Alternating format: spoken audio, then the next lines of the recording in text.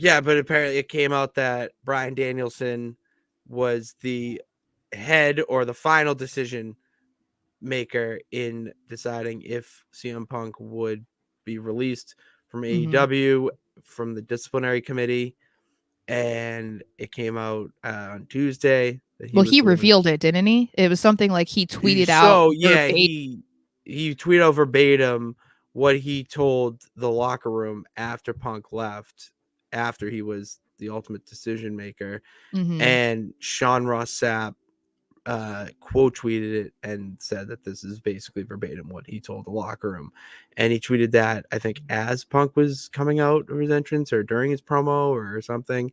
Mhm. So this to me is very interesting because one, I thought Punk and Danielson were pretty tight or were pretty close friends, and to have him be the one to hand down that decision, it shows loyalty to the company and shows where he's at, I would say, in his career, that he just, I don't know, it could be like, that's the thing, I see. It's because I see things both sides. I could also see this being for him as like I'm letting you off easy, like this isn't, you don't belong here, you don't fit in here, and this decision, like, I don't know. For What are your me, thoughts? I view it more as like I told you earlier, I feel like Brian was kind of made the scapegoat so Mm-hmm. that Tony could act like it wasn't just up to him because he kind of went out there and took ownership of it basically in front of the crowd the night it happened because they were in Mm-hmm. Chicago.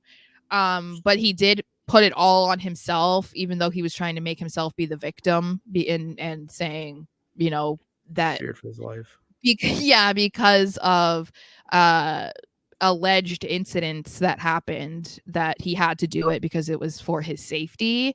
But this feels like this was trying to take the heat off him and being like, no, it wasn't just me, there was multiple others that did it. um but I do find it odd that Brian would put this out there because I mean, they know that dirt sheets and stuff have connections to people in the companies. And so like if you're going to tweet out something like that can be easily tracked back to like, why are you saying that when you said that, blah blah blah. It seems like he wanted to be outed as like why he was tweeting that or who it was about or when it was said. Like it's like he wanted people to know. I don't Mm-hmm. know. But it feels like too, so like I thought that they were friends too, but I do think that it's possible that they still are. Maybe this was just a more of a thing about respect too, like other than being the scapegoat, maybe Brian felt like he could approach the situation in a more respectful manner, like a wrestler to a wrestler, a guy to a guy, like an Mm-hmm. equal to two people that are considered to be some of the all-time greats in the company. Whereas obviously it seems like there was a lot of tension or something between Punk and Tony. So it feels like that type of conversation would not have gone down well. Whereas if Brian approached him, like it might have been a smoother Yeah. thing.